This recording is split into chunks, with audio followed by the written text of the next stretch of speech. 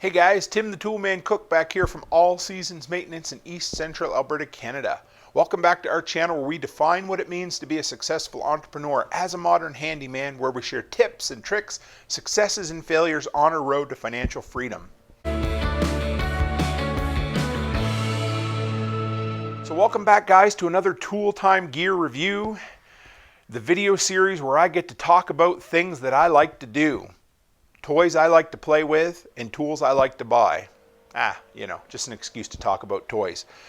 So I am the guy that always has a story about why he bought a tool.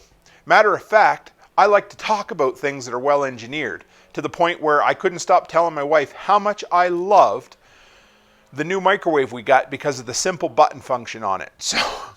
So anyway, I remember the exact day that I decided I needed to buy this inflation station from Dewalt. But before we dig into it, I should tell you what it is. Model number DCC020IB. Bare tool, $99 on Amazon.com. You can buy a hard-sided storage case, which we can get into later on, aftermarket for about 30 bucks American. For my fellow Canadians on Amazon.ca, it's $165, $164.99, and it is worth absolutely every penny.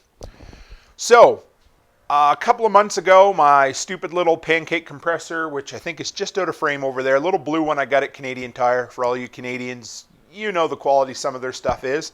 Anyway, I knocked it over on the cement floor in here, broke off the pressure relief valve, and it was pooched.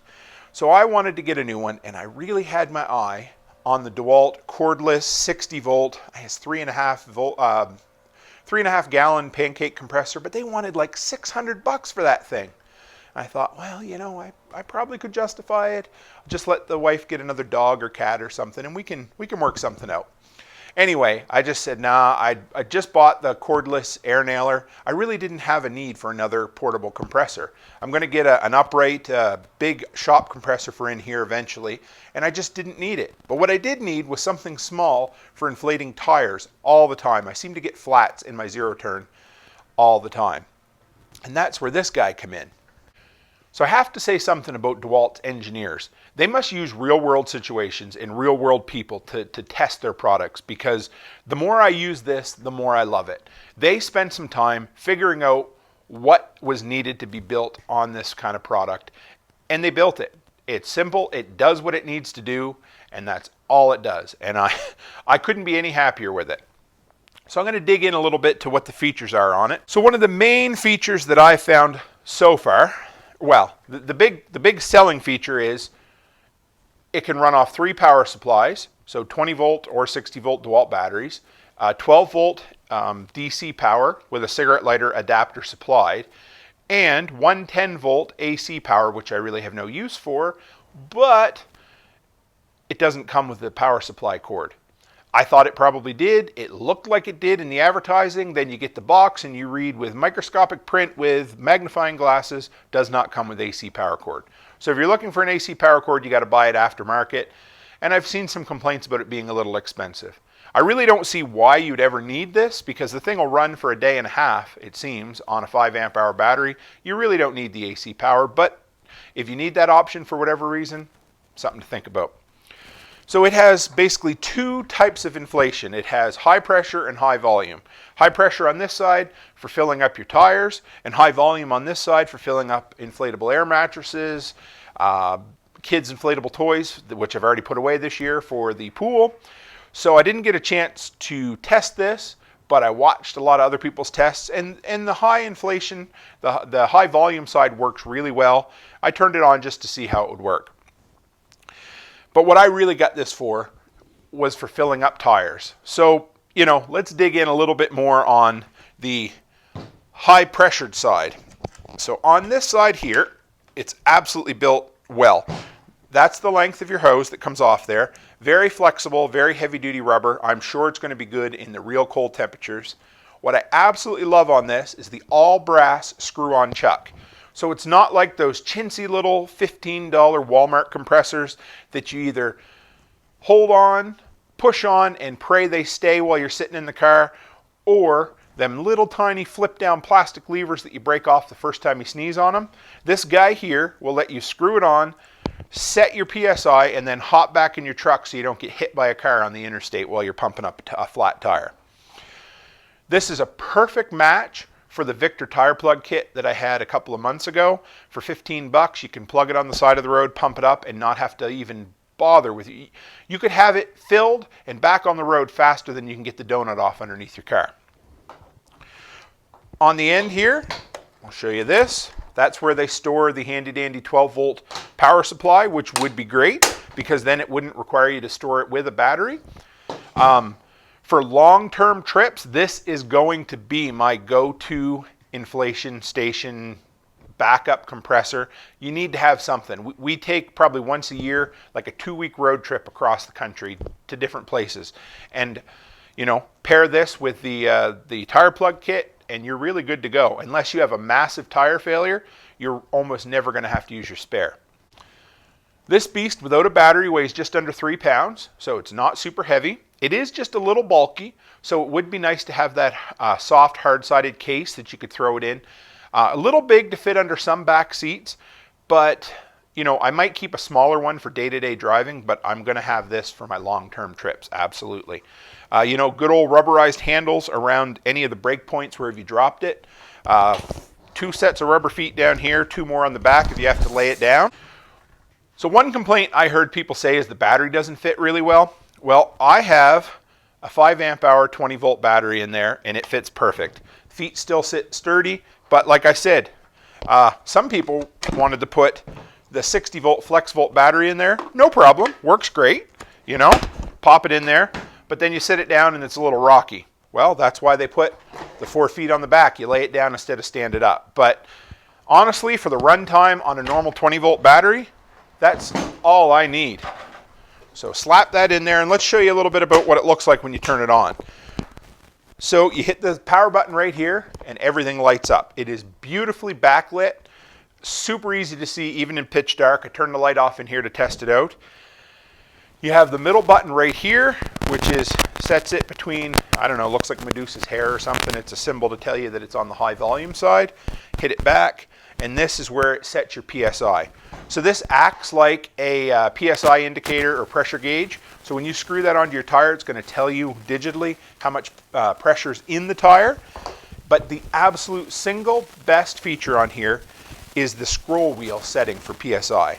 So you just wheel it around like that. So there's none of this clicking 17 times to move 5 PSI and then you go past it and have to click all the way back.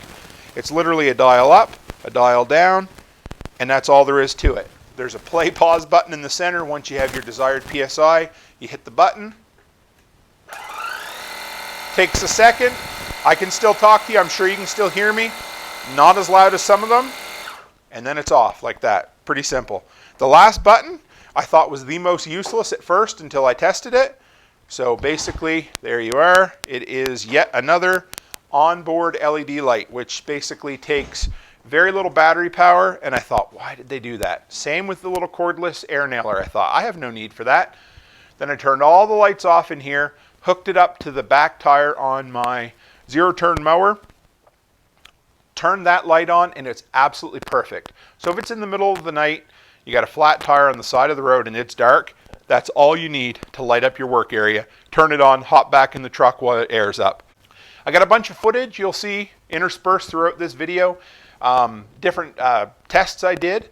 The first one was the large tire on the back of my zero-turn mower. Got a great deal on it because it was a 1-year-old model that had never been used, set outside all year, but the tires were a little bit rotten, so I've had 2 or 3 plugs I've had to do.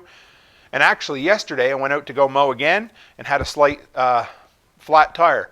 2 minutes later and this thing had filled her right up to 16 PSI.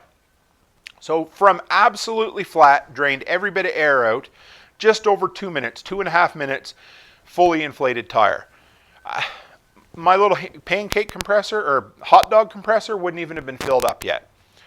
Hook that on, set it, forget it. It automatically shuts off about 1/10 of a PSI below what you had it set at. Really cool. I love that. Another feature or another reason I got this is in my old Ram 1500, I use it as like a gravel hauling truck.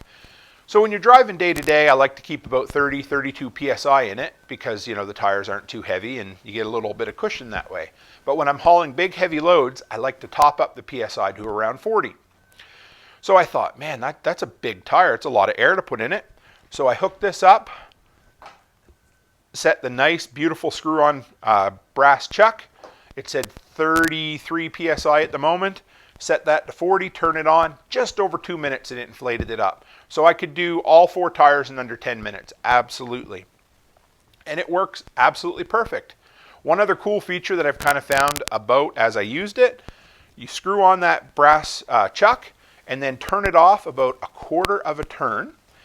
And what it'll do is it'll let the air out, but it still gives you an accurate PSI reading. So if you need to deflate your tires, you can use this as a deflation gauge as well.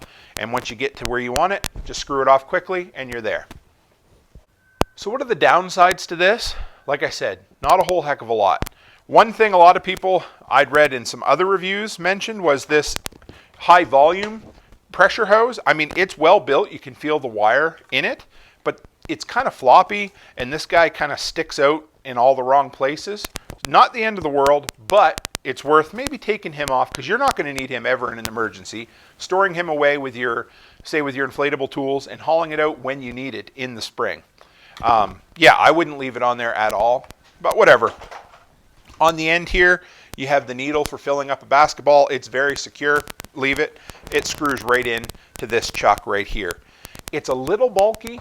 I mean, it will fit under the back seat of my truck, and maybe I'd love to have one under there all the time, but this is my go-to inflator around here, so maybe I'll buy a second one down the road. But it's a little bulky to get under the back seat, but that's really minor. And probably my biggest gripe was the 110 thing. In big letters, 3 power sources, in tiny, tiny, tiny letters, so small that maybe an ant could read them, AC power cord not included. I like honesty in advertising. I wish Dewalt had been a little more forthright about it because I don't think it would have hurt anything to say doesn't come with AC adapter. I don't even think they need to give you the option, but they do. And since they advertise it so heavily, just be honest and say, optional AC cord available for purchase. That's all there would be to it. So like I said, I seriously love to yammer on and on about my favorite tools. And I haven't been this happy with a tool since probably my Dewalt chop saw. And I still talk about that. I'll be laying in bed at night and I'll say to my wife, honey, I just love that chop saw. And now I say, honey, I love this inflation station from Dewalt. And you know what it makes me sing? The Conjunction Junction song. Because for whatever reason, whenever I hear inflation station, I think Conjunction Junction. So my wife rolls her eyes, rolls over in bed and says, have a good night, honey. Because I like to talk about tools. And I hope you enjoyed this product review because this is a bulletproof product for a really inexpensive price that I really enjoyed. So if you want to know more about my channel, guys, and what I do to encourage other entrepreneurs to make more money, to be successful, and to make the most out of their business, check out my channel. Every Monday we have a money-making minute video. Every Wednesday, one of our Tool Time gear reviews. And every Friday, we have our flagship series, Growing Your Handyman Business video series. That's where I try to encourage people, let them learn from what my mistakes were, and together we grow as a business and as a community. So if you like that, subscribe, stick around, share these videos.